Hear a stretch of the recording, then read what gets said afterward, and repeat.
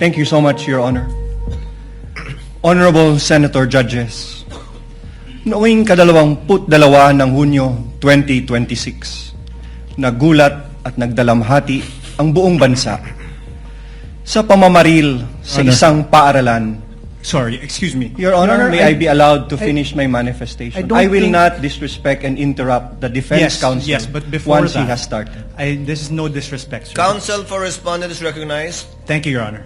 Your Honor, this is improper. The improper for trial. Manifestation, this is not a manifestation proper for court procedure.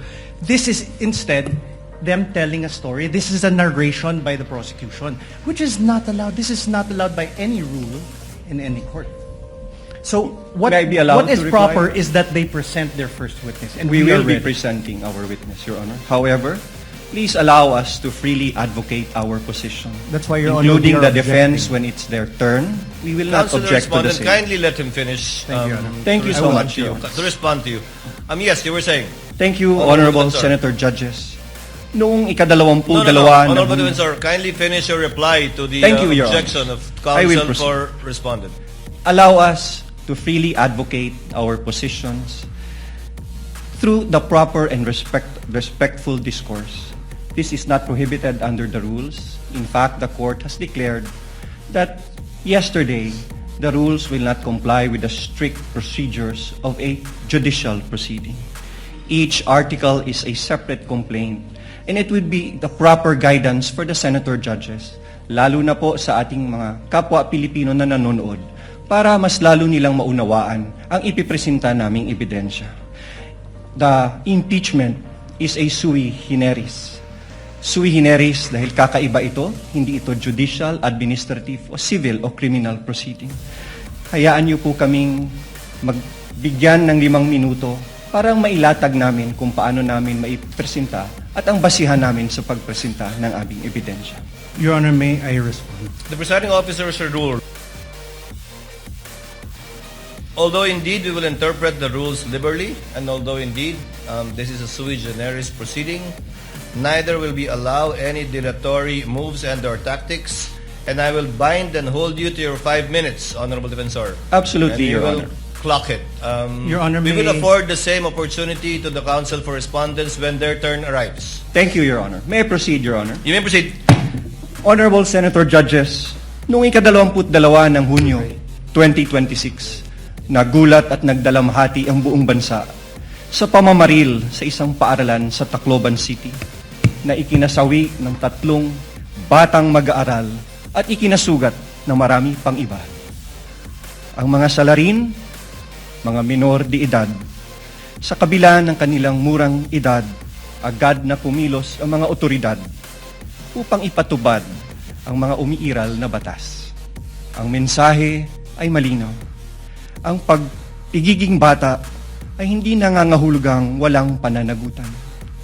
Ang pananagutan ay umiiral, pagamat iba ang paraan ng pagpapatupad nito sa ilalim ng batas. Kamakailan, isang pasahero ang inaresto sa airport at kinasuhan matapos itong magbiro na may bomba sa kanyang bagahe dahil mahigpit na ipinapatupad ng mga otoridad ang patakarang zero tolerance policy sa anumang pagbabanggit ng bomba o anumang pampasabog. Sa isang hiwalay na pangyayari noong Mayo 2020, isang public school teacher ang inaresto, pinusasan at kinasuhan ng NBI sa Zambales matapos magbiro na magbibigay ng pabuya sa sinumang papatay sa presidente ng Republika. Ano ang prinsipyo dito?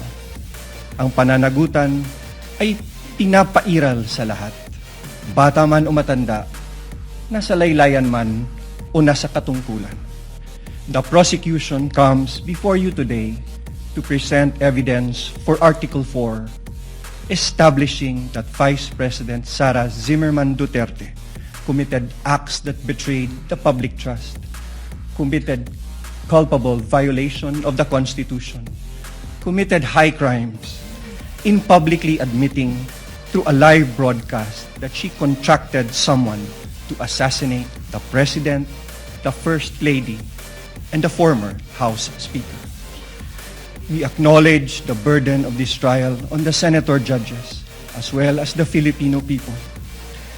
But it is a duty that we must discharge together, lest the public come to believe that threatening public officials and fostering a culture of impunity are conduct that may be tolerated or condoned, especially coming from the second highest official of the land.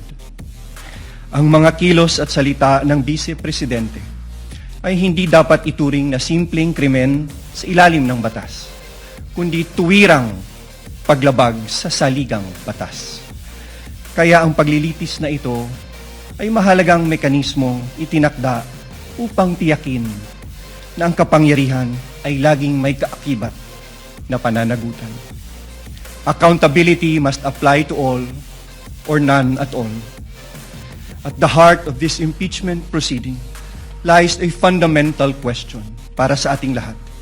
Can we continue to entrust one of the highest constitutional offices to a public official who, on multiple occasions, purposely and willfully and repeatedly resorted to threats of violence against the very institutions that she swore to uphold and protect? The evidence presented in this article are not just derived from testimonies and authenticated documents, but from the Vice President's own words, own conduct, her very own public admissions. Her words were neither accidental nor taken out of context. They were uttered publicly with the intention to be taken seriously. Huwag kang mag-alala, ma'am, sa security ko, kasi may kinausap na ako na tao. At sinabi ko sa kanya na kapag pinatay ako, patayin mo si BBM, Your Honor. si Lisa Marcos, si Martin Romualdez. No joke. No joke. What makes these threats especially sinister is that they do not come from an ordinary citizen, but from the Vice President herself, an official who under the Constitution stands to succeed the President of the Republic. Such statements carry a gravity far from the exercise of one's freedom of expression. They strike at the very heart of government. This is especially significant given that she has publicly declared her intention to run for president in the next election. What values do we expect from those who occupy the highest office in the land? Delicadeza, palabra de honor, integrity, and loyalty to your oath of office. These are not outdated ideals. They are the foundations of honorable public office. Maraming salamat po, Your Honors. The remarks of the gentleman are duly noted. However, Chair would like to inform and instruct the senator judges that the statement and manifestation made by the Honorable Defensor should not in any way be taken as evidentiary because it was merely a manifestation cum introduction of the fourth article of impeachment.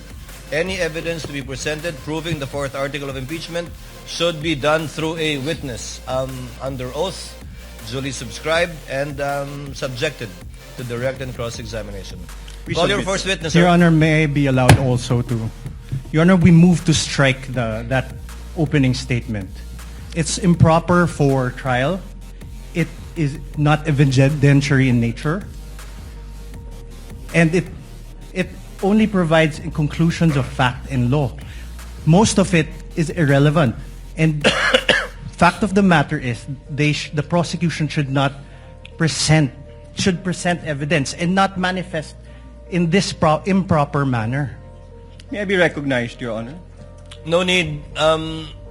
Motion is denied. Let it remain in the records and as instructed by the chair for the senator judges not to deem whatever statements were given by the Honorable Defensor as evidentiary in any way, shape, size, or form.